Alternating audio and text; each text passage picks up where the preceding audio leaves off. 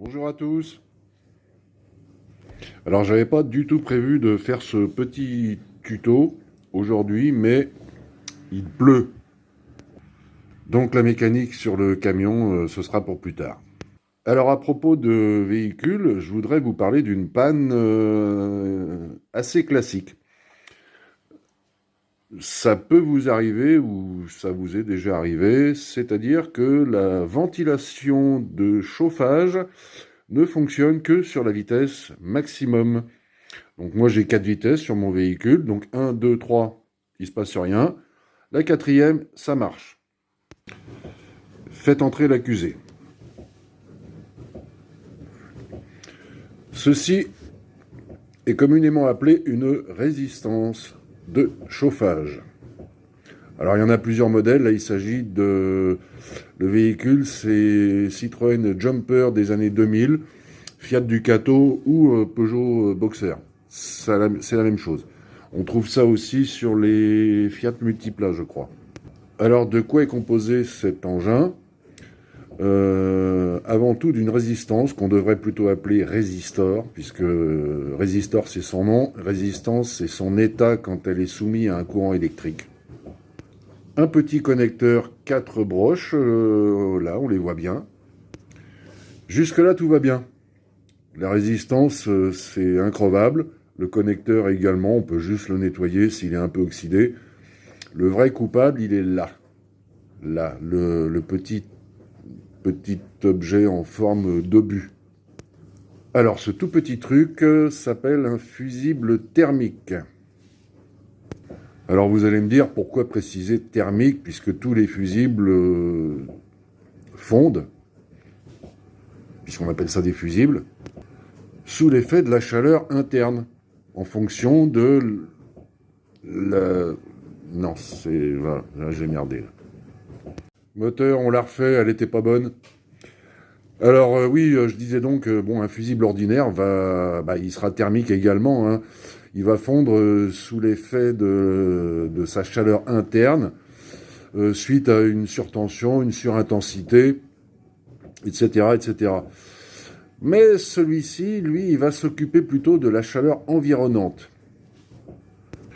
Environnante, à savoir, il va détecter un excès de chaleur à l'intérieur de votre bloc de chauffage. Hein, d'ailleurs, c'est là-dedans, hein, c'est dans le bloc de chauffage qu'il est fixé. Hein, donc, il détecte la chaleur à l'intérieur de la ventilation, un peu à la manière d'un sèche-cheveux qui va s'arrêter. On ne sait pas trop pourquoi, mais il s'arrête, mais il finit toujours par redémarrer parce que là, on n'a plus affaire à un fusible, mais à une espèce de disjoncteur.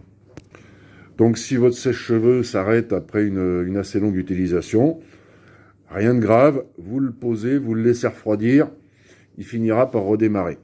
Alors que ça, une fois que c'est grillé, c'est grillé. Alors vous avez plusieurs solutions. Vous pouvez aller chez votre concessionnaire préféré, commander la pièce, ce sera entre 20 et 50 balles. Deuxième solution, ne remplacez que ce fusible thermique qui vaut environ 50 centimes. Il y aura plus cher de frais de port que de fourniture. Alors si vous le remplacez, il faudra être adroit avec votre fer à souder parce que forcément, il ne faudra pas trop le chauffer au moment de sa pose. Donc ça demande des compétences un peu particulières. Troisième solution qui va en faire bondir certains, vous le remplacez par un simple fil de cuivre. Voilà, il n'y aura plus de protection thermique environnante, mais c'est une précaution, à mon sens, complètement inutile. Je l'ai déjà fait il y a plusieurs dizaines d'années, je n'ai jamais eu de problème. Parce que la cause de ce pétage de fusible, elle est toute simple, hein. En plein été, vous utilisez souvent la clim à faible vitesse pour éviter de tomber malade. Votre bloc de chauffage, lui, il va récupérer de l'air parfois à 40 degrés, hein, pour vous le restituer plus frais via la clim. Donc cette panne est très courante et Ce fusible est un petit peu trop sensible à mon goût. Hein. C'est parfaitement normal, il est parfaitement normal qu'il y ait de la chaleur dans un bloc de chauffage de voiture, dans un bloc de ventilation de voiture. Alors pour ma part, j'ai eu la chance de trouver exactement la même pièce, neuve, au Bon Coin, à 8 €. Donc, je l'ai commandé à un particulier qui s'est trompé de... En fait, lui, il avait un jumper 2006. Il s'est trompé, c'était pas le bon, il le vend, bon, c'est donné. Hein. Donc avec les frais de port, j'en ai pour moins de 14 balles. Voilà, donc tout ça pour vous dire que, sans crainte, supprimez ce fusible qui ne sert finalement pas à grand chose. Bye bye.